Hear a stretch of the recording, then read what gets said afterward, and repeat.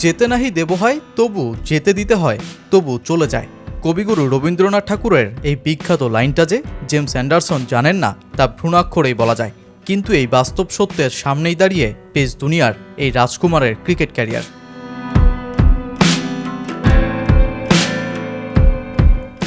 একজন পেসার হিসেবে এক জীবনে কি করেননি জেমস অ্যান্ডারসন?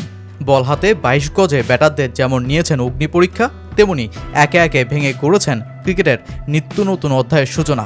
প্রায় 2 যুগ ক্রিকেট মাঠের সবুজ গালিচায় সার্ভিস দিয়া অ্যান্ডারসন নামক উপন্যাসের শেষ পৃষ্ঠাটা এবার লেখা হতে চলেছে ক্রিকেটের আতুরঘর লর্ডসে।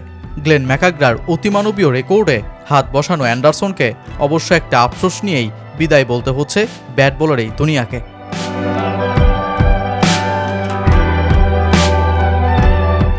2003 সালে জিম্বাবুয়ের বিপক্ষে যে লড়াইয়ের সূচনা হয়েছিল তার শেষটা ঘটতে যাচ্ছে ওয়েস্ট ইন্ডিজের বিপক্ষে।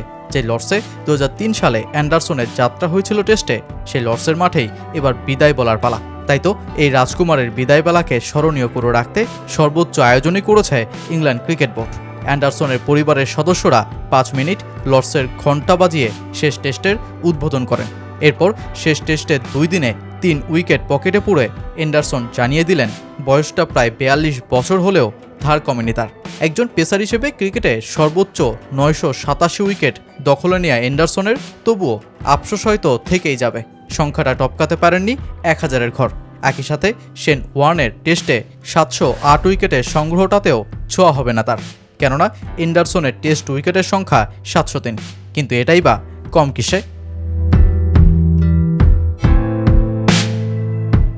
ক্রিকেট জীবনে শেষ আন্তর্জাতিক ম্যাচ খেলতে নেমে অবশ্য রাজকীয় এক অধ্যায়ের পাতাতেও তুলেছেন নিজের নাম। টেস্টে সবচেয়ে বেশি বৈধ ডেলিভারি সংখ্যায় সবার শীর্ষে স্পিন জাদুকর মুত্তিয়া মুরলীধরন। 133 টেস্টে 44,039টি ডেলিভারি তার। অ্যান্ডারসন এবার এই তালিকাতেও নাম জুড়লেন। একমাত্র পেসার হিসেবে 40,000 ডেলিভারির মাইলস্টোন স্পর্শ করলেন এই পেস দুনিয়ার হিরো।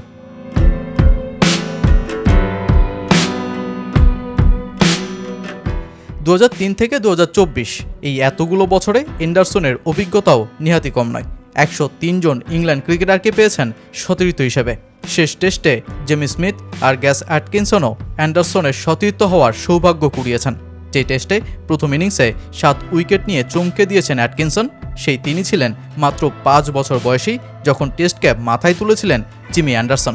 ক্রিকেটের নানা বিবর্তনের সাক্ষী হওয়া এই পেসার তৃতীয় সর্বোচ্চ উইকেটের মালিক হয়েই বিদায় বলছেন আন্তর্জাতিক ক্রিকেটকে। তাই তো গোটা ক্রিকেট বিশ্বেরই এখন নজর লর্ডসের এই টেস্টে।